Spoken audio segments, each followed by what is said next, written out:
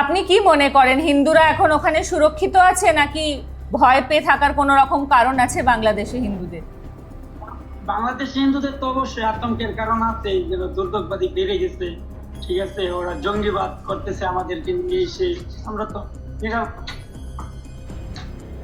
हाँ उनको बोलिए कि अपने को 10 मिनट और वो बोल भले ही रहे हैं लेकिन डरे हुए तो वो डरे तो डेफिनेटली है। obviously है। दीपू जी के साथ क्या हुआ?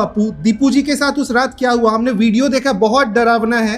দীপু দাস একটা কোম্পানিতে চাকরি করতো, করার পর তাকে মানে কি নিয়ে আমরা জানি না, তার সাথে কোনো এরকম কোনো ঝামেলা ছিল কিনা তাও জানি না।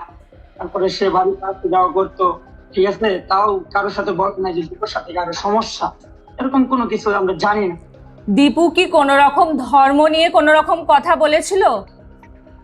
জি না, জি না, এরকম কোনো প্রমাণ নাই। क्या दीपू ने कुरान जलाया था? এরকম কোনো প্রমাণ নেই। দীপু কি কুরআন পুড়িয়েছিল এরকম কি শোনা যাচ্ছে? কিছু কিছু জানেন? জি না, জি না, জি না, কোরআন পুরায়নি, এরকম কিছুই না, এরকম কোনো মানে কোনোই না, এটা একটা চক্রান্ত। আচ্ছা, আপনি বলছেন যে ওকে চক্রান্ত করে মেরে দেওয়া হয়েছে, তাই তো?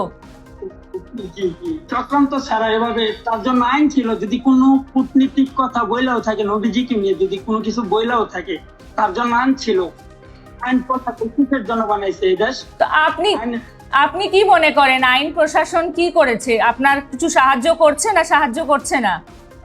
আমাদের অনেক সাহায্য করতেছে, মানে দীপু হত্যার গ্রেপ্তার করতে 2-4 জন, মানে 10 জন শুনছিলাম, 10 জন আর কি নিউজে পাইছি।